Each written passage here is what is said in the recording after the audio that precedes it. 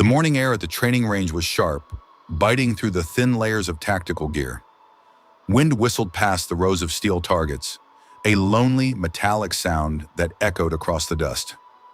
Maya, a medical safety officer in simple blue gear, stood at the edge of the range, watching intently. A legendary SEAL veteran stepped forward, his eyes like flint. He stopped in front of her, reached into his tactical pouch, and pulled out a deactivated training round. He placed it in her palm and whispered, "Prove it." Some of the trainees laughed. They thought it was a joke, but Maya didn't look at the round. She looked at them. The Joint Special Operations Training Center was a place built on sweat, silence, and an almost religious devotion to physical excellence. It was a fortress of iron will, where the air always smelled of gun oil, dry earth, and the salt of hard labor. Maya had been the lead medical support officer here for 18 months. She was a civilian nurse by trade, a woman who had spent years in high-volume trauma units in Chicago, where she had seen every possible way a human body could be broken. She knew that life and death didn't care about rank, medals, or a tough guy attitude. Her role at the base was simple in theory, but complex in execution. She was there to ensure that the high-intensity training didn't become high-fatality training. She monitored hydration levels, core body temperatures, and the subtle, flickering signs of physical collapse that men in this environment were conditioned to hide. To the SEAL instructors and the ambitious trainees, Maya was a shadow. She was a necessary safety requirement, like a fire extinguisher or a first aid kit, valuable only when things went horribly wrong, but otherwise an invisible part of the scenery. Maya was quiet. She didn't try to talk shop with the veterans, and she didn't pretend to understand the tactical nuances of a door breach or a coordinated sniper strike. Instead, she watched. She stood at the edge of the range, often for hours at a time, with a small digital tablet and a pair of professional-grade binoculars. She wasn't watching the targets. She was watching the shooters. She watched the way a trainee's breathing became shallow and jagged during the third hour of a heavy-load drill. She watched the slight, unintentional tremor in a marksman's trigger finger after 500 rounds. She watched the biomechanics of their movements, the subtle shift in weight, the tightening of a neck muscle, looking for the tiny deviations that preceded a ligament tear, a spinal compression, or a heat stroke. The culture of the base was notoriously insular. It was a community of operators, a tribe where trust was earned through shared blood and dirt. If you hadn't carried a 100-pound pack through a swamp or cleared a room in total darkness, you were an outsider. There was a lingering, unspoken skepticism toward her presence. Some of the younger instructors felt that her safety protocols were softening the training, creating a safety net that wouldn't exist in the real world. "She's not part of the mission," one of the younger instructors, a man named Henderson, had muttered during a briefing. Henderson was talented but arrogant, fueled by his recent graduation into the elite instructor cadre. "She's just here to make sure the brass doesn't get sued. She doesn't see the training, she just sees the heartbeat on a monitor. It's a distraction." Maya heard the comments, but she never reacted. She understood that in their world, trust was a slow-growing plant. She was a medical professional, a scientist of the human machine. She knew that her medical expertise allowed her to see things they were biologically blind to. She saw the machine, the human body, as it slowly began to grind its gears into the dirt, ignoring the warning lights until the engine exploded. She had a habit of taking meticulous notes. While the instructors were shouting about lead times, windage, and muzzle velocity, Maya was recording the recovery times of individual students. She noted that student 42 always tilted his head slightly to the left when his heart rate crossed 160 beats per minute, a classic sign of a recurring cervical injury he was desperately trying to hide from the board.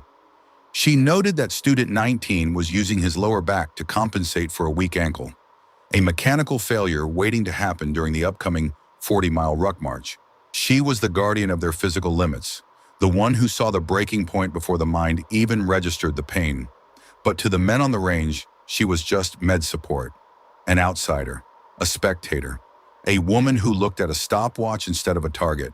As Act 1 drew to a close, the base was preparing for a major simulation. a 48-hour continuous pressure test designed to push the new class to the absolute edge of their mental and physical capabilities. The atmosphere was thick with a mixture of ego and anxiety. Maya stood on the sidelines, her blue medical uniform a stark contrast to the sea of desert tan and olive drab. She felt the weight of their collective dismissal, but she didn't look away. She was waiting for the moment when the small stuff would finally matter more than the lead. The morning of the high-pressure simulation was grueling. The sun beat down on the parched earth, creating shimmering heat waves that distorted the silhouette targets at 300 yards. Master Chief Miller, a man who had spent 30 years in the teams and was now the most respected and feared instructor on the base, was leading the final drill. He was a man of few words, and his silence was more terrifying than any sergeant's scream. Miller didn't care about feelings, he cared about results. Miller had been watching Maya for weeks. He saw her standing there, shift after shift, never complaining about the heat, never distracted by the noise. He saw her taking her notes. He saw the way she looked at his men. To Miller, everyone on his range was a variable in an equation of survival, and he decided it was time to test the variable named Maya. He wanted to know if she was just a bureaucrat with a tablet, or if she truly understood the cost of the mission. He walked across the hot, scorched sand, his boots crunching on the thousands of brass casings that littered the ground. He stopped directly in front of her, his shadow falling across her tablet. The trainees paused, their eyes darting toward the interaction. The air seemed to go still. Miller reached into his tactical vest and pulled out a training round. A dummy cartridge, deactivated and painted with a dull blue tip to signify it was inert. It was a heavy, cold piece of brass and lead. He held it out to her, resting in the center of his calloused palm. "You've been standing here for a long time, nurse," Miller said, his voice a low, dry rasp that sounded like gravel grinding together. "You take a lot of notes. You watch my men like they're lab rats in a cage. You say you're here for safety. You say you pay attention to the details that we miss." Maya looked at the round in his palm. She didn't reach for it immediately. She looked at Miller's eyes, searching for the intent behind the gesture. "I do pay attention, Master Chief," she replied, her voice calm and level. Miller's eyes narrowed, the sun catching the deep lines around his face. "Prove it. Take this round. If you're as good at observing as you think you are, tell me what's wrong with this picture. Tell me why I shouldn't just send you back to a hospital where things are quiet." He dropped the training round into her hand. It was cold and heavy. Around them, several of the trainees smothered a laugh. They thought Miller was testing her knowledge of ballistics, weapon systems, or primer mechanics, technical soldier stuff that she was bound to fail. They thought he was putting her in her place, showing her that she didn't belong in a conversation about combat. Henderson, standing a few feet away, smirked and crossed his arms. Maya gripped the round, feeling the weight of it, but she didn't look at it. She didn't check the primer, she didn't look at the casing, and she didn't inspect the blue paint. Instead, she let her gaze drift past Miller's shoulder. She looked at the firing line. She looked at the 2 squads of trainees who were currently prepping for the next phase of the simulation, a rapid entry drill involving live movement and blinding smoke. She scanned the environment with the same precision she used in the trauma room. She looked at the way they were stacked near the door of the kill house simulation. She looked at the instructor standing on the observation catwalk 40 feet above the ground. She looked at the medical evacuation path she had been told to keep clear. She realized in that second that the training round in her hand was a distraction. It was a shiny object, designed to pull her focus away from the reality of the range. Miller wasn't testing her knowledge of gear. He was testing her ability to stay focused on her own mission. The people. He was checking to see if she would get tunnel vision. "Master Chief," Maya said, her voice carrying across the quiet range, cutting through the smirk on Henderson's face. "The round is fine. It's a standard dummy cartridge. It's inert. It's useless for anything other than a malfunction drill. The problem isn't in my hand." She didn't wait for him to respond. She pointed her other hand toward the squad, stacked at the door of the kill house. "What's wrong with this picture isn't this piece of metal. It's over there. Squad B is stacking too close to the hinge side of the door, ignoring the breach point physics. More importantly, the trainee in the 3rd position, number 19, is favoring his right leg. He's been doing it since the morning ruck. But it's getting worse. His center of gravity is shifting. If they breach that door at high speed, his ankle is going to give way, and the man behind him is going to trip over him in a confined space. In a live fire simulation with heavy smoke and flash bangs, that's a fractured skull, a broken neck, or a discharge into the floor. The laughter stopped instantly. Henderson's smirk vanished. Miller didn't move an inch. He just stared at her, his expression unreadable. Furthermore, Maya continued, her voice gaining a sharp, clinical strength, the sun has moved behind the catwalk. The instructor up there, Sergeant Riley, is blinded by the glare off the corrugated roof. He can't see the rear of the stack. If there's a medical emergency or a safety breach in that room, the hold fire signal will be delayed by at least 5 seconds because he can't see the hand signals from the ground. He's a safety observer who currently can't see safety. She looked Miller directly in the eye, her blue uniform bright against the dust. You handed me this round to see if I'd spend 5 minutes looking for a scratch on the brass. But while I was looking at the metal, who would be looking at your men? That's why I'm here, Master Chief. Not for the bullets, for the heartbeats. The silence on the base was absolute. The only sound was the wind snapping the flag against the pole. Miller looked at the squad at the door. He looked up at the catwalk, squinting against the blinding glare. He realized she was right. Number 19 was indeed shifting his weight, a subtle, rhythmic compensation that only someone trained in biomechanics would notice. And the glare off the metal roof was indeed creating a total blind spot for the observer. Maya hadn't just passed the test. She had exposed a flaw in the entire setup. Master Chief Miller took a slow, deep breath, the dust swirling around his boots. He didn't look at the trainees who were now standing frozen like statues, waiting for the lightning to strike. He reached out and took the training round back from Maya, his fingers brushing against hers. Hold the breach, Miller roared toward the kill house, his voice echoing off the concrete walls. Reset the stack. Riley, get off the catwalk and move the observation post to the north side. Henderson, get over there and check number 19's stance. Now! The base erupted into a different kind of activity. It wasn't the frantic, reactive chaos of a failed drill, but the purposeful, high-speed movement of a team that had just realized they were walking into a trap. Riley scrambled down the ladder, his face red with the realization of his blind spot. Henderson moved toward the squad, his arrogance replaced by a sudden, chilling professional focus. Miller turned back to Maya. He didn't smile. Men like Miller didn't smile on the job. But the flint in his eyes had softened into a deep, heavy respect. You weren't looking at the round, Miller said quietly, almost to himself. No, Maya replied. The round is just a piece of metal. It can't feel pain. It doesn't have a family waiting for it at home. Your men do. My job is to make sure they get back to them. Most people, Miller said, looking out over the range at the shifting instructors, would have tried to tell me the grain weight of the bullet. They would have tried to impress me with some trivia they read in a manual to prove they belonged. They would have focused on the tool, not the hand holding it. You stayed in your lane, nurse, and your lane just saved 3 of my operators. Maya didn't respond. She didn't need to. She went back to her tablet, logging the intervention. She had done her job. The simulation continued, but the vibe on the range had shifted fundamentally. Miller didn't send Squad B back into the house immediately. He walked over to trainee 19, the man Maya had flagged. He didn't shout.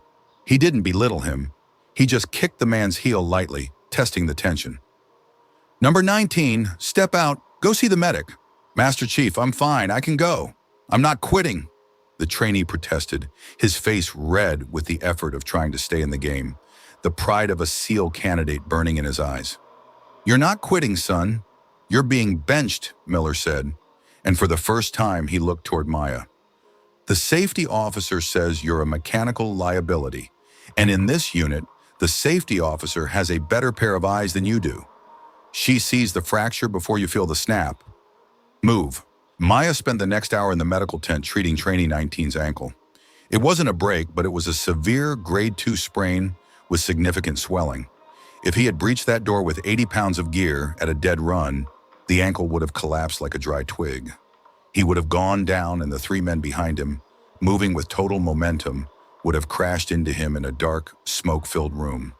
It would have been a training accident that could have ended 3 careers and left one man with a permanent disability. As she wrapped the ankle in a compression bandage, trainee 19 looked at her. He didn't see med support anymore. He didn't see a civilian outsider. He saw the person who had saved him from a medical discharge. "How did you see it?" he asked, his voice hushed. "I thought I was hiding it. I've been masking the pain for 3 days." "You can hide the pain from your brain," Maya said, her hands moving with professional clinical efficiency. "But you can't hide the physics from your joints. Your body is a machine, and when one part breaks, the rest of it has to overwork to compensate. You were tilting 4 degrees to the left. I don't listen to what you say, 19. I watch what your body does. It tells the truth even when you're lying." The twist of the morning wasn't just about the ankle or the glare. It was about the entire philosophy of the base. Miller had used the training round as a litmus test for her character. If Maya had spent her time analyzing the round, he would have known she was just another person trying to fit in by pretending to be something she wasn't. By ignoring the round and focusing on the safety of the men, she had proven that she was a master of her own craft. She had shown that she didn't need to be a soldier to be vital to the mission. The climax of the event didn't come with a speech or a formal medal. It happened at the end of the grueling day, during the hot wash debriefing. Usually, the medical support officer wasn't invited to these meetings. They were for the operators to discuss tactics, room clearing speeds, and target identification. But this time, Miller stopped at the medical tent door. "Nurse Lawson, we're doing the debrief for the breach simulation. We'd like your input on the fatigue levels of the squads and the biomechanical failures we saw." The room went silent when Maya walked in. The instructors, the battle-hardened veterans who had spent months dismissing her, moved aside to make a space for her at the main table. Henderson, the one who had complained about her being not part of the mission, wouldn't look her in the eye. He was busy staring at his boots. Maya didn't gloat. She didn't mention the Prove It challenge. She pulled out her tablet and displayed the raw data she had been collecting. She showed them the heart rate spikes. She showed them the exact correlation between the ambient temperature and the 30% decline in tactical accuracy after the 4th hour. She showed them that the toughness they were looking for was actually resulting in a massive increase in friendly fire incidents during the simulations. "You're training them to fight," Maya told the room of elite operators, her voice echoing in the small briefing room.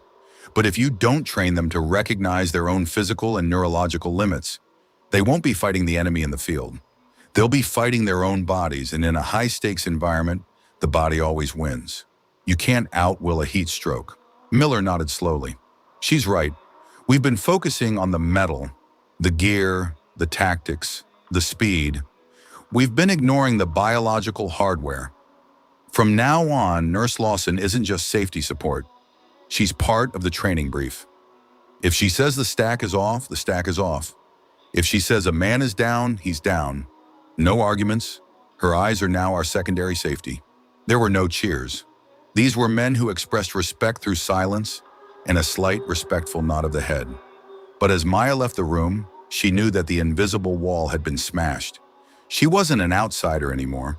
She was the sentinel of the range. The weeks following the Prove It incident were marked by a quiet professional shift that changed the very DNA of the training center. The drills at the base didn't get softer, as Henderson had feared. In fact, they got significantly harder, but they also got smarter. The trainees began to seek Maya out. They didn't just go to her when they were bleeding or broken. They went to her to ask about recovery cycles, nutritional optimization, and how to manage the long-term wear and tear on their joints from jumping out of planes and carrying heavy loads.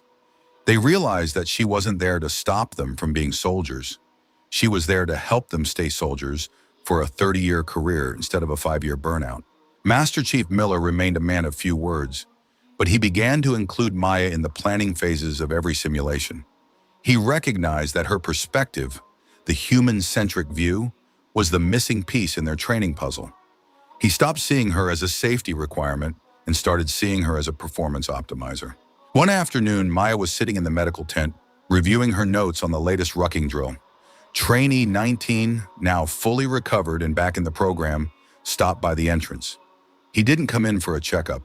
He just stood there for a moment, his shadow long against the canvas. "Nurse Lawson," he said, his voice respectful. Number 19, she replied, looking up from her screen.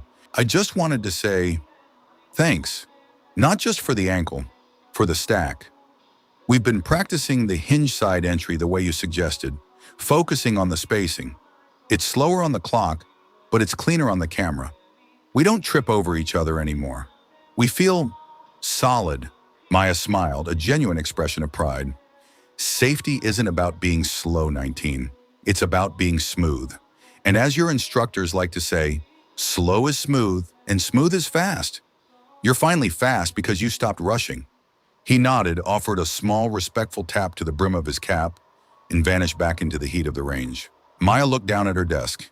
There, sitting next to her blood pressure cuff, was the blue-tip training round Miller had handed her that morning. He had let her keep it. She didn't keep it as a trophy or a souvenir of a victory. She kept it as a reminder of the power of distraction. She realized that in every walk of life, there are training rounds. There are symbolic tests, ego-driven challenges, and shiny objects designed by the world to pull our focus away from what truly matters. People get so caught up in the object in their hand, the money, the title, the gear, that they forget to look at the people standing right in front of them. She picked up the round, felt its cold, inert weight one last time, and then placed it in a small box in her drawer. It had served its purpose. It had proven that the truth wasn't in the metal or the weapons. It was in the eyes that chose to see the human being behind the soldier. The bass returned to its rhythmic hiss of wind and sand. The sirens wailed. The smoke rose from the kill house, and the men pushed themselves to the absolute limit. But now when they reached that limit, they knew there was someone watching, not to judge their weakness, but to catch them before they fell. Maya stood at the edge of the range, her binoculars raised, her tablet ready. She was the outsider who had become the very heart of the machine. The story of the training round carries a profound lesson for any high-pressure environment, from the battlefield to the boardroom. We often become obsessed with the tools of the trade. We focus on the technology, the equipment, the ballistics, and the rigid protocols. We believe that if we master the metal, we master the mission. We think that being tough means ignoring the biological reality of our own bodies.